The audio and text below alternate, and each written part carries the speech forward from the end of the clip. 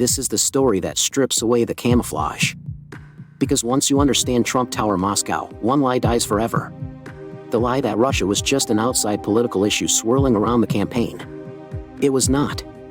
Russia was also sitting inside a live business opportunity tied to Trump's name, Trump's company, Trump's lawyer, and Trump's political future. That is what makes this story so dangerous. It was not just geopolitics. It was potential leverage. The official record is blunt.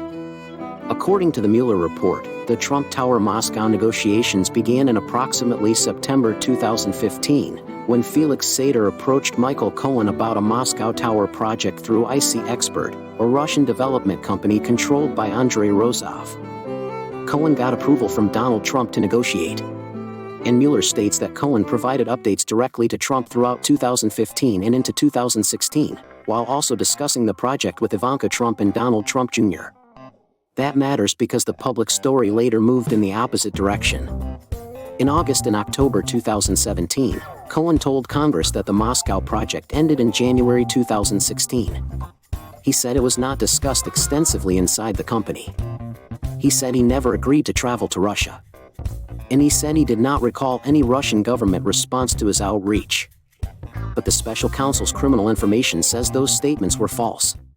It says Cohen made those false statements to minimize the project's links to Trump and to create the impression that the Moscow deal ended before the Iowa caucuses and the first primary contests.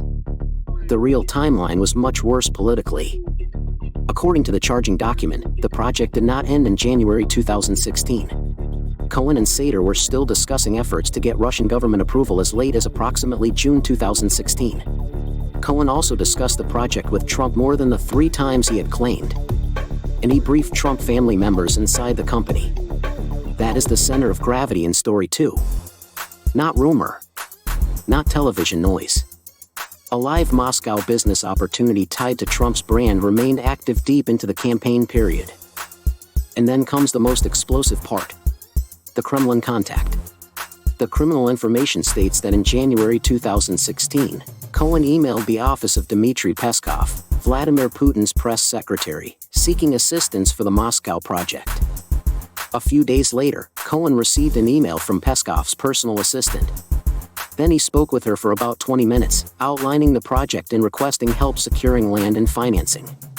The same filing states that the next day, Felix Sater contacted Cohen and wrote, "It's about the president of Russia. They called today." That is not rumor. That is not partisan spin. That is in the charging papers. And the story did not stop with contact. It moved toward travel planning. According to the same filing, Cohen agreed to travel to Russia.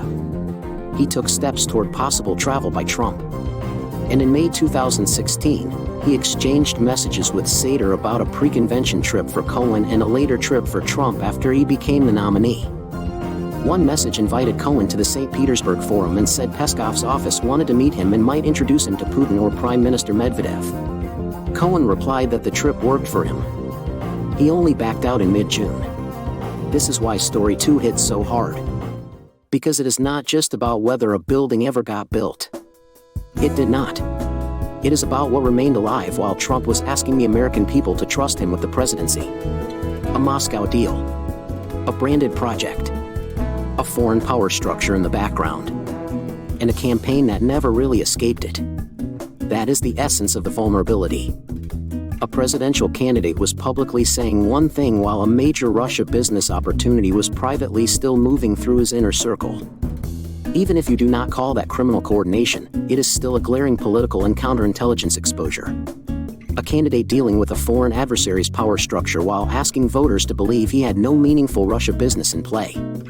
And that is why this chapter matters so much. It turns the Trump-Russia story from something abstract into something concrete, documented, and brutally understandable.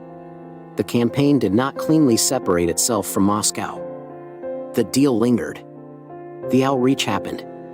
The lies followed. Trump Tower Moscow is not the whole Trump-Russia story.